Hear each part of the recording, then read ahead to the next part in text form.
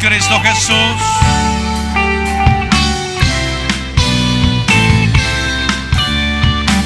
Oh, cuán amor inagotable, fidelidad incomparable, grandes cosas ha hecho Dios por su pueblo.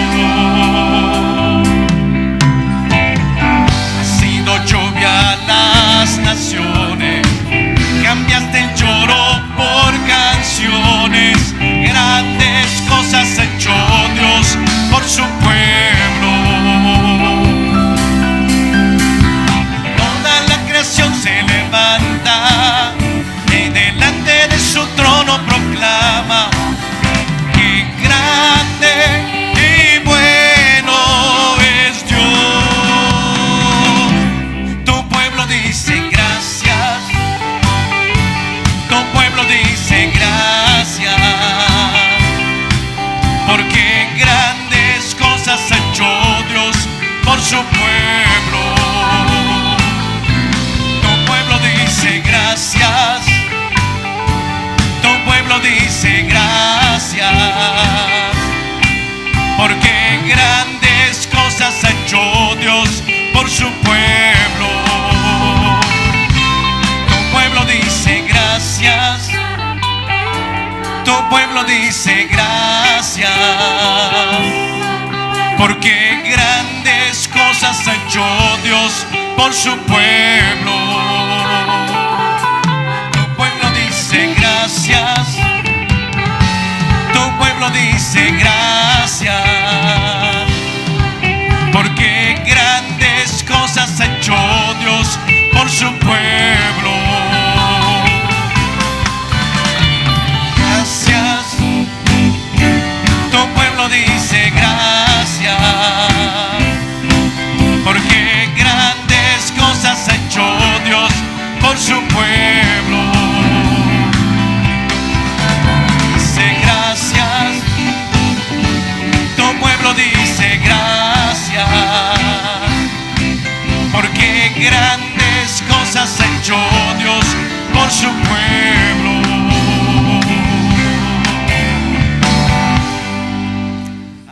Porque mis pensamientos no son vuestros pensamientos, ni vuestros caminos mis caminos, dijo Jehová.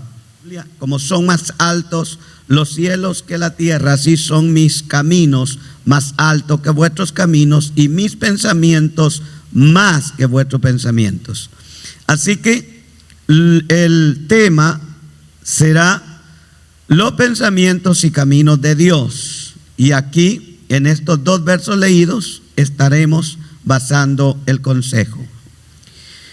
Con respecto a lo leído, hermano, y al observar el texto y toda la lectura, quizá usted dice, bueno, pero solamente leyó dos versos. Sí, aquí delante de usted. Pero la escritura, antes de predicarse, se ha leído y se ha investigado de dónde nacen estos dos textos.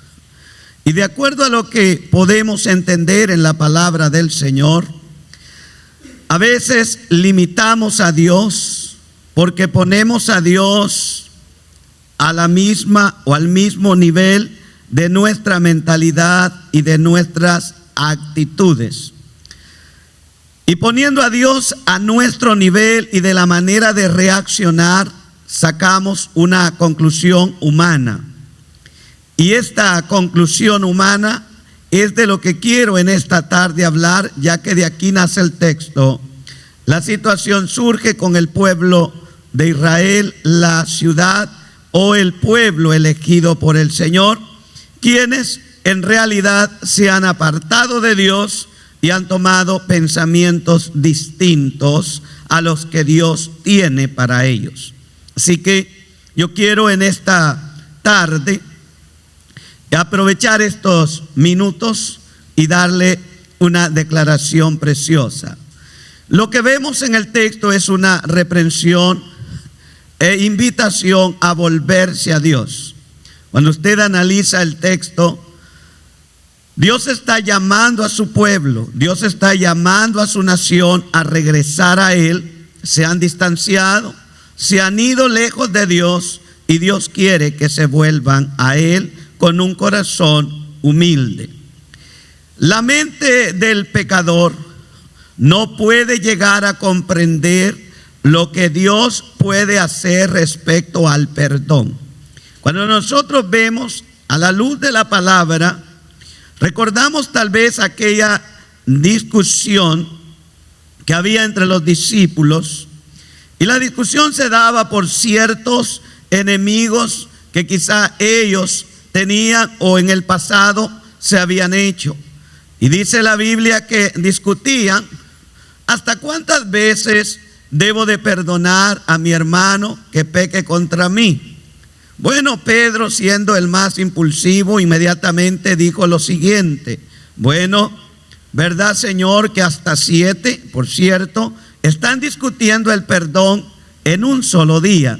Pedro, en su mentalidad humana, Pedro inmediatamente dice: ¿verdad, Señor, que hasta 7 podemos perdonar? Jesús le dijo: no, Pedro, te has equivocado. Son 490. Hasta 7 veces 7. Le dijo Jesús: esto en el mismo día. Amén. 7 veces 7 es, o 70 veces 7, perdón, hasta 70 veces 7. Amén. Esto sorprendió a los discípulos. Bueno, pero se supone que la plenitud que aparece son 7. Sí, la plenitud para ustedes como hombres son 7. La plenitud de Dios es 70 veces 7. Así entonces, la mente del hombre siempre quiere poner a la mente de la manera que él piensa y reacciona, quiere poner a Dios en ese mismo nivel. Número 1, observaremos contrastes de pensamientos. Dios va a esclarecer la equivocación que hay entre los pensamientos de Él y los de su pueblo. Y hablamos de su pueblo porque este fue un pueblo elegido por Dios. Al ser escogido Abraham y la descendencia de él, esta nación adquiere el nombre del pueblo de Dios. Un pueblo en el cual ha sido instruido y enseñado en la palabra de Dios, aunque viven lejos de Dios. Pero siempre se reconoce como el pueblo de Dios. ¿Cuántas veces nos reunimos en la casa de Dios? Y una vez que estamos dentro, globalizamos la palabra y nosotros decimos: la iglesia de Jesucristo estamos aquí reunidos. Tal vez no todos estemos viviendo una vida como Dios manda, pero al estar dentro del grupo, nosotros vamos a globalizar y decir: esta es la iglesia de Jesucristo, aunque tal vez no todos lo sean. Esto sucedía con el pueblo de Israel. El pueblo de Israel se reconoció y se reconoce como el pueblo de Dios, aunque Pablo dice que no todos los que son descendientes de Abraham son israelitas, y no todos los que son descendientes de Abraham son judíos, porque Dios tiene un pueblo escogido, electo, el cual guarda en verdad su palabra. Pero aquí, en el verso que nosotros leímos, es un llamado a volverse. Entonces, ¿por qué a volverse? Porque hasta el momento este pueblo ha mostrado un contraste de pensamientos. Dios piensa una cosa y ellos piensan otras. Dios decide una cosa y ellos deciden otra, porque no viven bajo la voluntad de Dios. Así que cuando dos personas, yo quiero aclarar esto y poner una ilustración. Cuando dos personas se unen, deciden mancomunar todo lo que respecta a la vida. Todo aquello, todas aquellas posesiones que adquieren, en la unidad o en el pacto que se van a hacer, ellos toman la decisión de mancomunar, de unir todas las cosas que pertenecen a esta pareja. Lo hacen a base de un pacto delante de Dios, y eso es bonito. Ahora, esta unidad va desde la cuenta del banco. Algunos no van a decir amén ahora, pero esta unidad va desde la cuenta del banco, la casa en que viven, los proyectos futuros, en qué y cómo se van a gastar el dinero que por ley corresponden ya, después del pacto corresponden a los dos. Y como le digo, quizá en esta corta explicación, que no se tratará el mensaje del matrimonio, algunos se retuercen y dicen: no estoy de acuerdo con eso. No estoy predicando porque usted está de acuerdo con eso, sino porque eso es lo que la Biblia dice. Amén. No estoy aquí tampoco tratando de convencerlo, sino que le estoy explicando cómo son las cosas. Eso, lo acepte usted o no lo acepte, así no debería, así debe de ser. Amén. Y si en algún momento por ahí hay alguno viviendo de una manera dispersa, cada uno en su lugar, segregado, porque tiene miedo a que le quiten lo que posee, entonces no hubiese hecho un pacto con su compañera. Así todo le pertenece a usted. Pero como lo hizo voluntariamente, usted puso en manos de otra persona, sabiendo que va a compartir el resto de su vida con esa persona. Se sientan, planean, se comunican de proyectos futuros y de los que requieren aplicarlos ya. Esto se llama prácticamente un matrimonio que está bajo un pacto y bajo la obediencia de Dios. A esto entonces se le llama una unidad de pensamientos.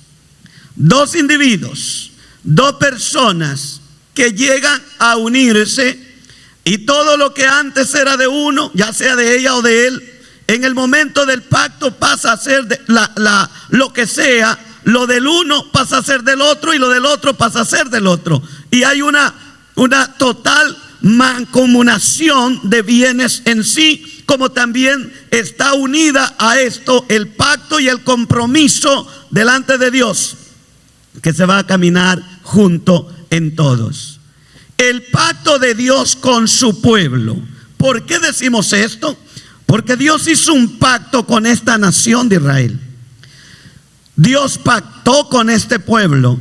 Aunque este pueblo ande desordenado, Dios tiene un pacto con esta nación. Ahora, vamos a ver dónde y cómo se realiza el pacto. Ezequiel capítulo 16 y el verso 8. Y pasé yo otra vez junto a ti y te miré, y he aquí que tu tiempo era tiempo de amores, y extendí mi manto sobre ti y cubrí tu desnudez y te di juramento y entré en pacto contigo, dice Jehová el Señor. ¿Y sabe lo que dice? Y fuiste mía. Este pacto lo hizo Jehová con su pueblo. Usted dice dónde y cuándo lo hizo. Este pacto sucede en Éxodos 20, verso 1 al 5. Ahí entra Dios en pacto con su pueblo. Aquí la tomó en matrimonio, o la tomó como novia, como una novia pobre, desamparada. Y luego vamos a leerlo, pero déjeme explicarle mientras usted busque Éxodos 20 del 1 al 5. En la porción que acabamos de leer, Israel representa una novia pobre, sin propiedades, sin riquezas, sin absolutamente nada. Más que todo, una joven abandonada, una joven desprotegida, una joven tirada, una joven despreciada. Hablamos de una joven, pero en la ilustración bíblica y en el margen histórico judío, una novia no se elegía cuando ya era una señorita entre ese pueblo. Una novia se elegía cuando apenas era una niña, cuando apenas se comenzaba a comunicar. El novio venía, pagaba la cantidad del precio de la dote, y en ese momento esta niña quedaba desposada, comprometida.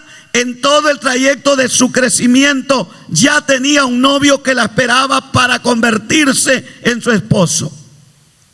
Ezequiel capítulo 16 verso 8 ilustra lo que Dios hizo con esta nación.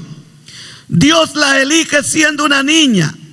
cuando era apenas un pequeño grupo. Nace del vientre de Abraham, y siendo apenas 70 personas representando una niña, entra a la nación de Egipto, cuando no es nación, cuando no es ciudad, cuando no tiene territorio, va a quedar cautiva como una pobre desnuda. Así la presenta la Biblia. La razón es que los que iban cautivos iban totalmente desnudos, desamparados, sin abrigo y sin nada.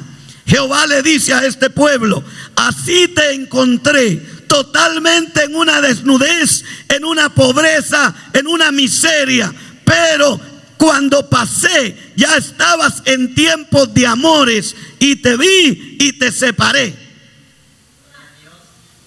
Entró siendo una niña. Dios puso sus ojos en ella desde que Abraham es el de la promesa. Esta niña entra a Egipto, crece como persona, 70, llegan a 1,000,000. Esto es el desarrollo de Israel. Y Dios pasa y dice: y te miré y entré en pacto contigo.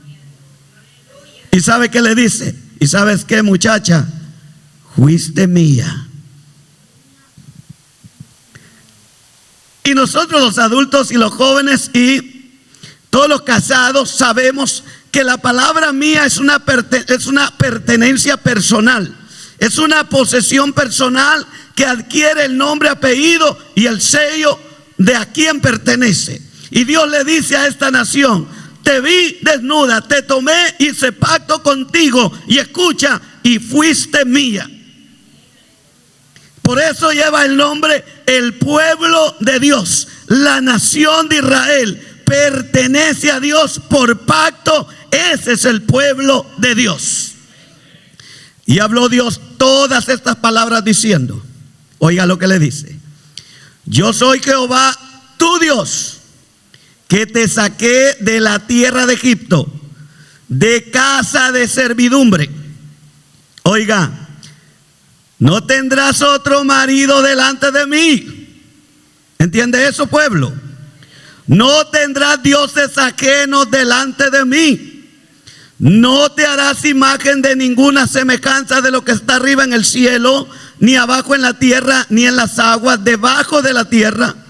No, y todo es un rotundo no. No te inclinarás a ellas, ni las honrarás, porque yo soy Jehová, tu Dios, fuerte, celoso, que visito la maldad de los padres sobre los hijos, hasta la 3ª y 4ª generación de los que me aborrecen.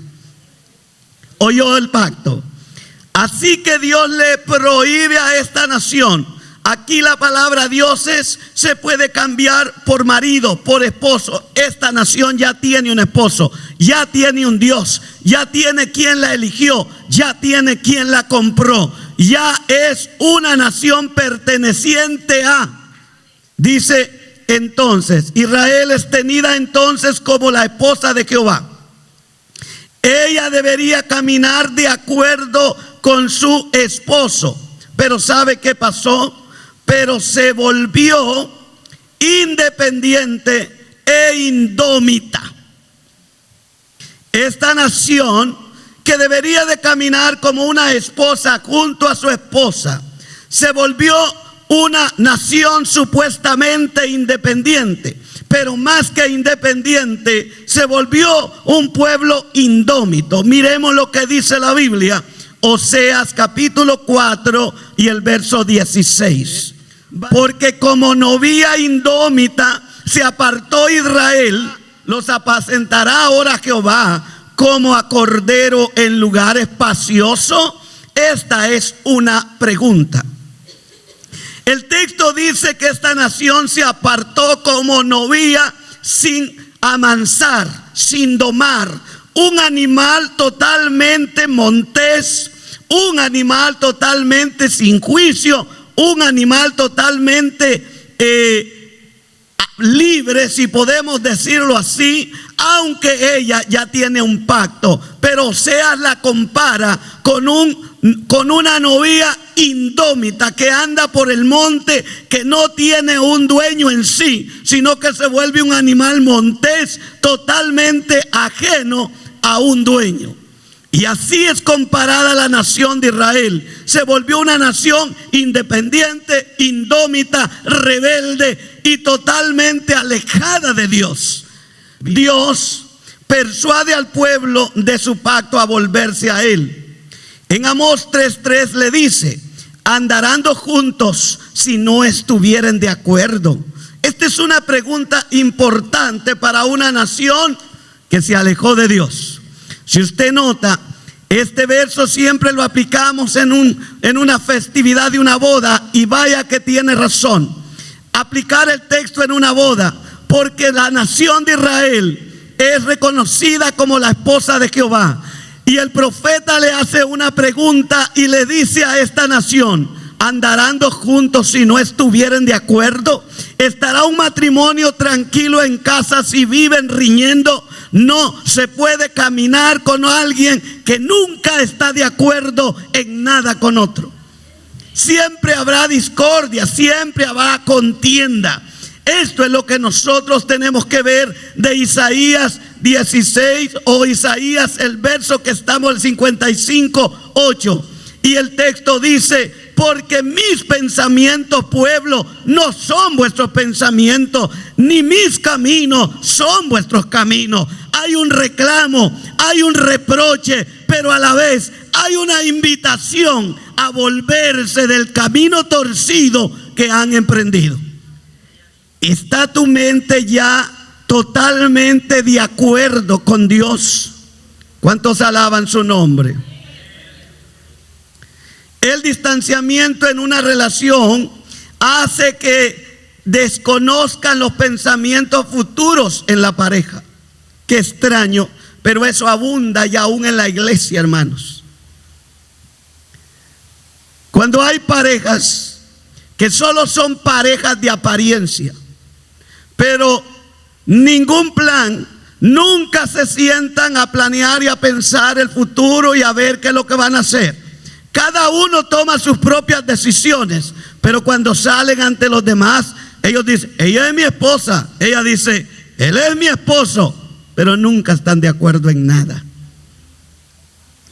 Y cuando una pareja se desarrolla y vive de esa manera, esta es una vida totalmente desintegrada. La familia que van a procrear son familias totalmente desintegradas. Son personas sin principio, porque eso es lo que han visto en casa y esa es la forma de vida que se les ha enseñado.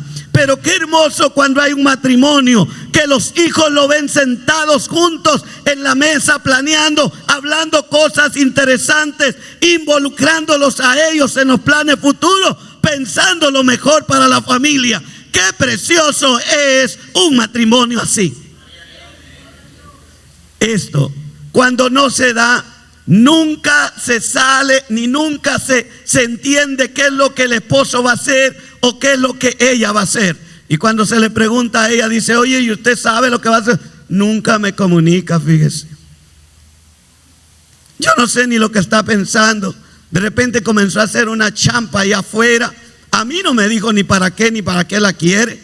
Y luego después de eso está haciendo un hoyo ahí a un lado. Tampoco me comunicó para qué lo quiere. Y luego está haciendo una puerta y yo no sé ni para qué la quiere. Así hay matrimonios. Pero los matrimonios que Dios ha unido, hermanos, si un chicle compran, se entera el cónyuge. Cualquier cosa la comparten, porque sus mentes están unidas, sus pensamientos y sus proyectos están en el mismo sentir, sus ideas son las mismas. Qué bonito así. Van a tener hijos victoriosos. Van a tener hijos con una estima alta. Papá y mamá planean y planean bien. Planean para ellos y planean para nosotros. Y ellos se sienten con una estima a nivel. ¿Por qué? Porque están en los planes de un matrimonio. Y esto es lo que quiero decirle esta tarde. A veces cuando no entendemos, nos paramos en el púlpito y decimos: recuerde que la Biblia dice: porque mis pensamientos no son vuestros pensamientos. Y la iglesia que está sentada dice: amén. Eso no se refiere a la iglesia de Jesucristo. Si usted le dije en la mañana no tiene la mente de Cristo, usted necesita nacer de nuevo. Si usted todavía piensa diferente que lo que Dios piensa, usted necesita a Cristo en su corazón. Porque los hijos de Dios ya nos conectamos con el cielo y ya tenemos una conexión directa con el Dios de gloria. El antitexto es el verso 7. Deje el impío su camino y el hombre inicuo sus pensamientos, sus propios pensamientos, y vuélvanse a Jehová, el cual tendrá de él misericordia, y al Dios nuestro, el cual será amplio en perdonar. ¿Por qué la invitación? Aquí viene el texto que predicamos. Porque mis pensamientos no son vuestros pensamientos, ni mis caminos vuestros caminos, dijo Jehová. ¿Qué le parece? Entonces el texto está claro. Este es un llamado a gente totalmente que se desvió y se convirtieron en impíos y viven lejos de Dios, aún conociendo su palabra. Esta es la razón por la cual Dios le dijo a Oseas en el capítulo 1 y el verso 2 que fuera y tomara una mujer fornicaria, para ilustrarle al profeta la vida que su pueblo está viviendo, la vida que su nación está desarrollando, una vida de pecado, una vida de desobediencia, una vida totalmente, absolutamente alejados de Dios. Y Oseas va a sentir lo que Dios siente cuando su pueblo se corrompe y se pervierte. Amén. De esta manera Dios iba a mostrar por medio de Oseas cómo se separó Israel de él y comenzaron a hacer lo que querían. Por esto son llamados hijos. Oiga cómo los llama Dios: hijos de la hechicera. Ahí mismo en Isaías 57:3. Véalo conmigo.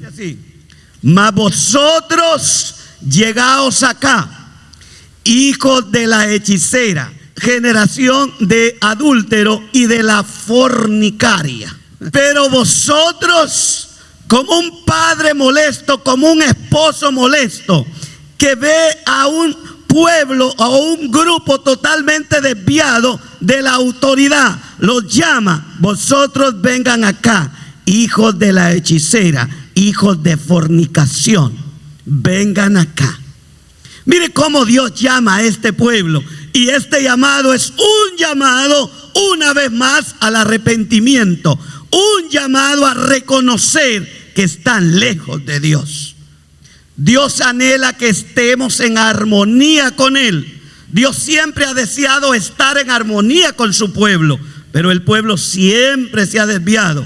Pero no es para menos. Esta unidad no es fácil lograrla, hermanos, porque Dios es 100% espíritu y el hombre es carne, aunque puede ser espiritual. Dios es 100% espíritu, pero usted y yo somos espíritu, alma y cuerpo. Aquí es donde está el pequeño y grande problema. De verdad yo sé que su corazón y mi corazón siempre desean agradar a Dios.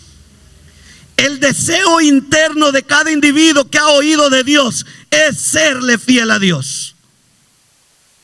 El problema radica, aunque queremos serle fiel a Dios, hay un enemigo en nosotros mismos. Ese enemigo se llama la carne. Ese enemigo se llama los deseos de la carne. Muchas veces no nos dejan ser como queremos con Dios.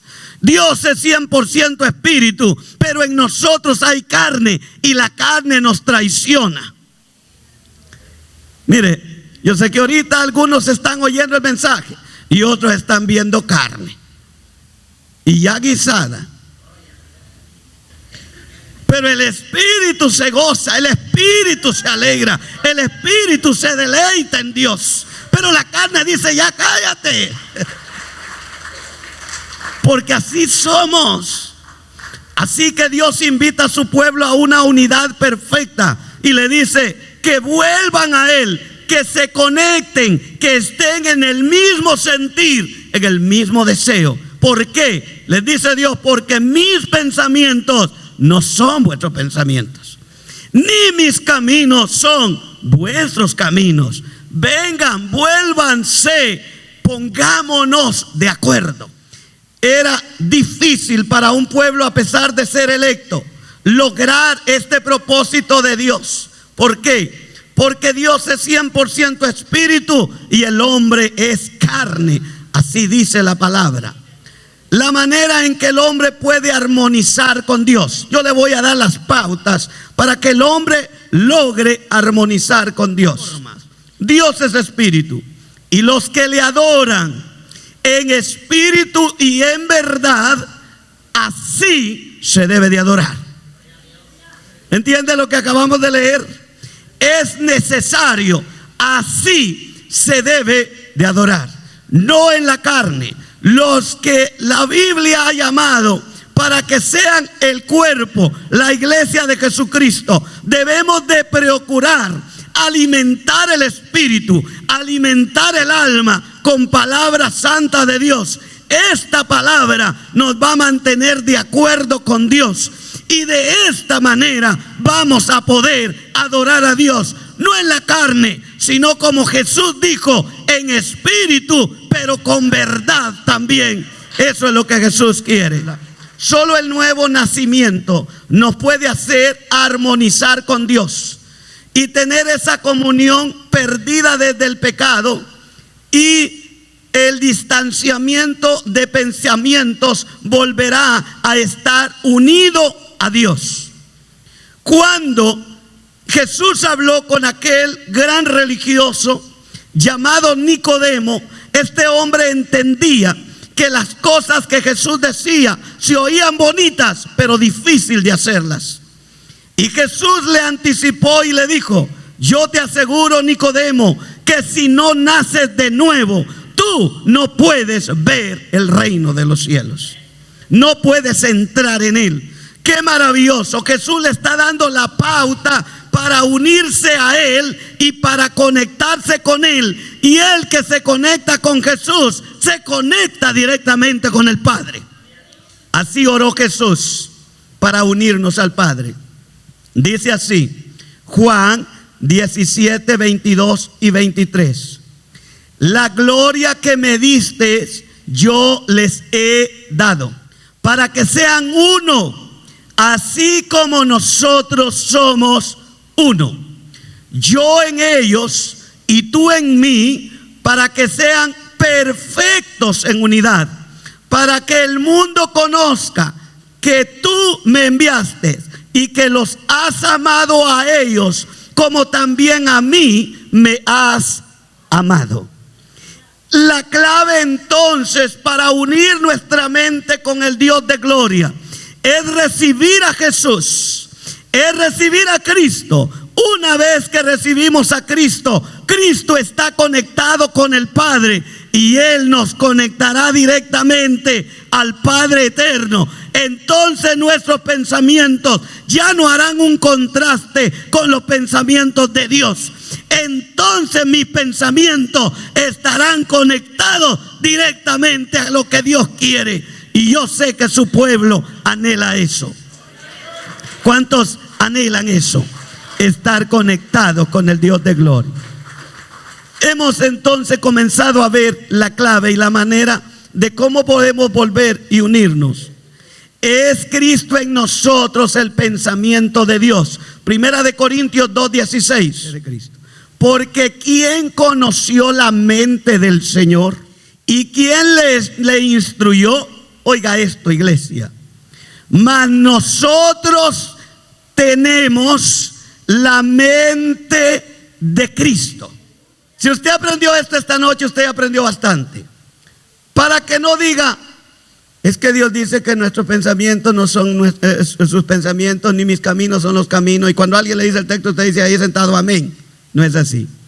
La Biblia dice, no lo digo yo, que nosotros tenemos, tiempo presente, activo, tenemos la mente de Cristo. Usted y yo no vamos a tener, ya tenemos la mente de Cristo. Amén. Ya estamos conectados por medio de Cristo al Padre. Si Cristo es el que nos muestra cómo es que podemos conectarnos, Él mismo nos da la clave. Ahora Pablo, escribiendo a los Corintios, le dice: ¿quién? Es una pregunta indagadora en el Antiguo Testamento. ¿Quién conoció la mente de Cristo en el otro lado? Nadie. Pero nosotros, refiriéndose a la iglesia, dice Pablo, nosotros tenemos la mente de Cristo. El mayor deseo de los creyentes debe ser vivir en conformidad con la semejanza del Señor, para que todo lo que hagan agrade a Dios a quien sirven. Esto debe ser el mejor anhelo de todo creyente, vivir de acuerdo a Dios. Dice la Biblia: pueden hacer eso al permanecer en su palabra y responder a la dirección del Espíritu Santo. Observemos lo que dice Romanos 8, 5 al 9. Dice el texto: porque los que son de la carne piensan en las cosas de la carne, pero los que son del Espíritu en las cosas del Espíritu. Porque el ocuparse de la carne es muerte, pero el ocuparse del Espíritu es vida y paz. Por cuanto los designios de la carne son enemistad contra Dios, porque no se sujetan a la ley de Dios, ni tampoco pueden. Y los que viven según la carne, oiga, no pueden agradar a Dios. Mas vosotros, para usted, no vivís según la carne, sino según el Espíritu. Ahora, si es que el Espíritu de Dios mora en vosotros. Lo vamos a dejar ahí. ¿Qué le parece?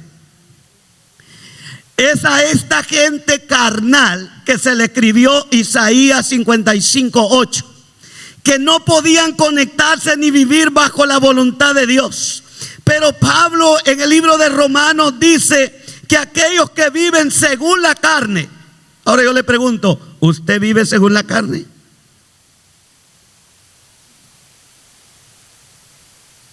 A ver, levante la mano los que viven según la carne.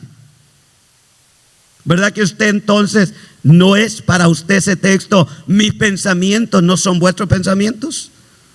Usted y yo ya no vivimos según la carne. Usted y yo vivimos según el Espíritu nos dirige. Pero Pablo hace una aclaración más. Y si hay alguno de esos aquí, hoy en esta noche puede recibir a Cristo. Pero si alguno no tiene el Espíritu de Dios o de Cristo, el tal, aquí está la cosa, el tal no es de él. Y ese tal puede agarrar Isaías 55:8, porque no está viviendo de acuerdo a los pensamientos de Dios. Pero la iglesia de Jesús debe de tomar la palabra que acabamos de leer y tomar que nosotros vivimos según la orden del Espíritu Santo, lo que el Espíritu dirige en nosotros. Al inicuo se le urge a dejar sus malvados pensamientos y caminos, como lo dice el verso 7 de Isaías 55, a poner sus pensamientos y sus caminos en línea con los de Dios. Pues Dios dice: mis pensamientos y mis caminos no son como los vuestros. Y Dios los está llamando. Los vuestros están dirigidos a las cosas de abajo, los míos están muy por encima, tanto como el cielo está sobre la tierra. Y si os tenéis por verdaderos penitentes, los vuestros deben estar también puestos en las cosas de arriba. Colosenses 3:2. Va conmigo, por favor. Poned la mira en las cosas de arriba, no en las de la tierra. Si usted y yo ponemos los ojos en lo de abajo, estamos caminando una vida lejos de Dios, y nuestros pensamientos nos han retirado de Dios. Pero Dios sigue invitando que volvamos a conectarnos con Él. Tercero, y este es el último punto y vamos a terminar hoy, pero quiero dejarle claro: Una mente transformada será unida al pensamiento de Dios. Una mente transformada será unida al pensamiento de Dios. Esto es lo que Dios quiere. Los seres humanos pueden renovar y transformar su mente y su corazón al buscar a Dios. ¿Cuántos creen eso, iglesia de Dios? Los veo bastante tristes o no sé qué es lo que tienen, hambre, algo tienen ustedes, pero los veo tristes y los percibo tristes. ¿Cuántos tienen gozo en su corazón?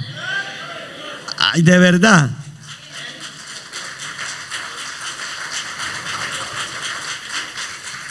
Mire, le repito el punto, y usted es uno de ellos. Los seres humanos pueden renovar y transformar su mente y su corazón al buscar a Dios. ¿Cómo lo hacemos? Romanos 12, 1 y 2.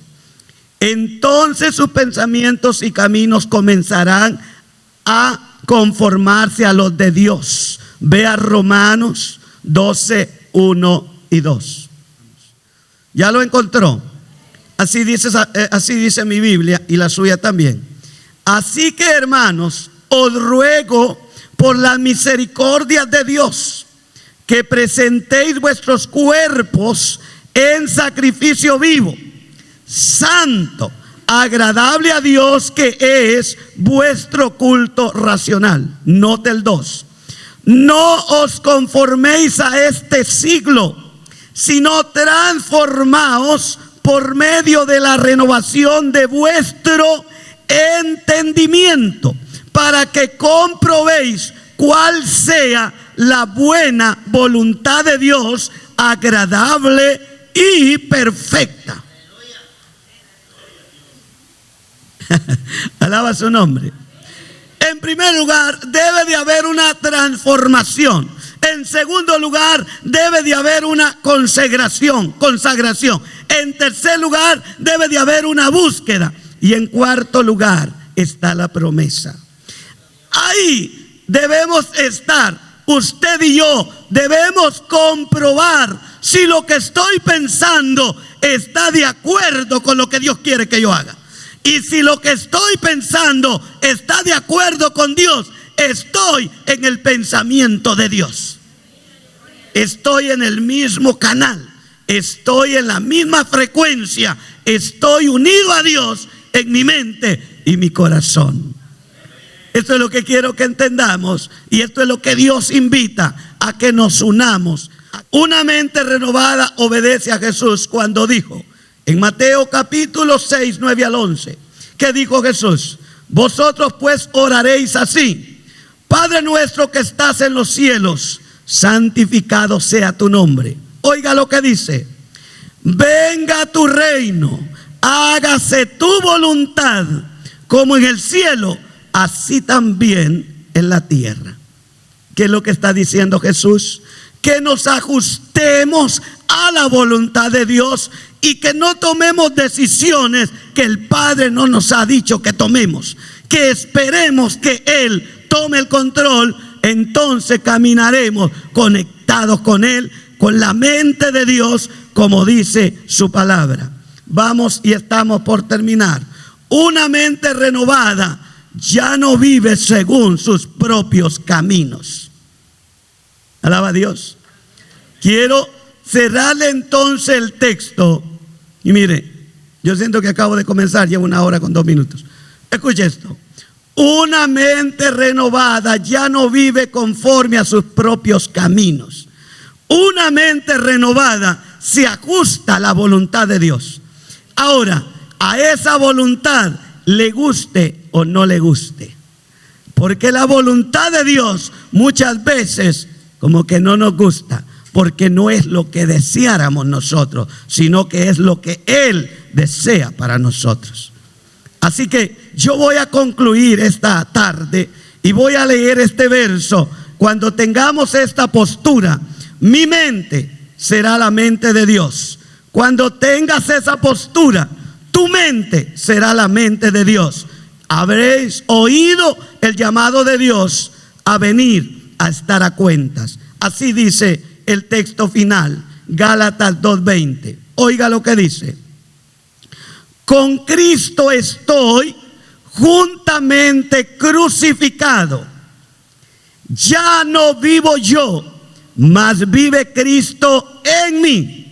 Y lo que ahora vivo en la carne, lo vivo en la fe del Hijo de Dios, el cual me amó y se entregó a sí mismo por mí. Alaba a Dios. Muy bien. ¿Escuchó lo que leí? ¿Cómo conectarnos entonces y quedar para siempre unidos a Cristo y al Padre? Tenemos que morir a la carne y estar de acuerdo que cuando Cristo fue a esa cruz a morir, quien debería de estar en esa cruz era yo. Pero ya que Cristo tomó mi lugar, yo tomo mi voluntad, mi decisión, que voy a estar como Cristo murió. Voy a morir en esa cruz y ya no voy a vivir para mí, voy a vivir para Él. Le agrade a mi carne o no le agrade, con Cristo estoy juntamente. ¿Ha visto usted alguno clavado en algún lugar ya muerto que se baje?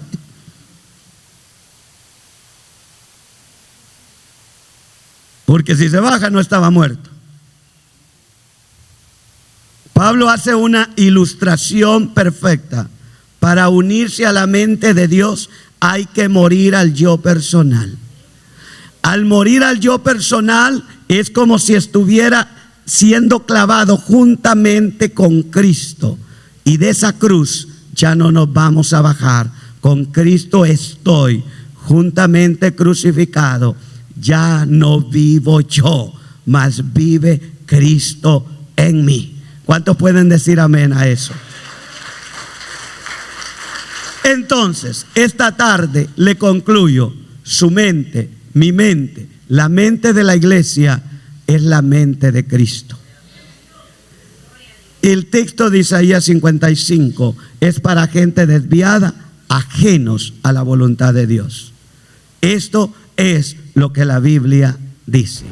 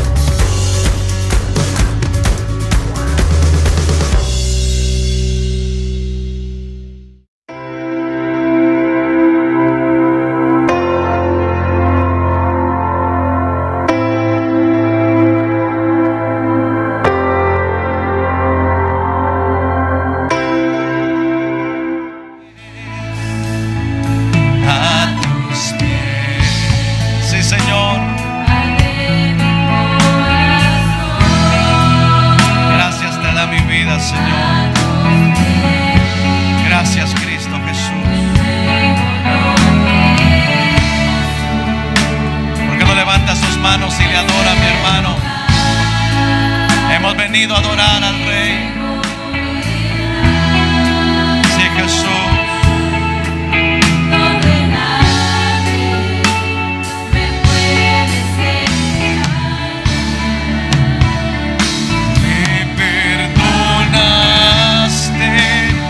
Acercaste a tu presencia, me levantaste,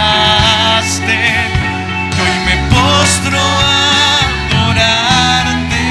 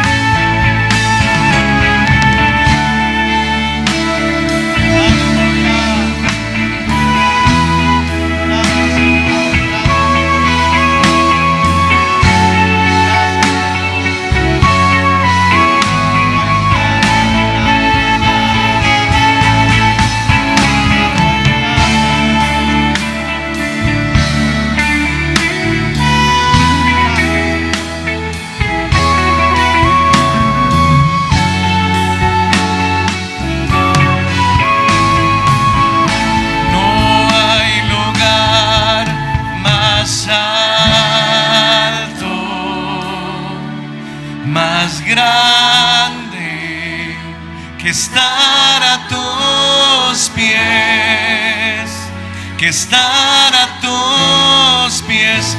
No hay lugar más alto, más grande, que estar a tus pies, que estar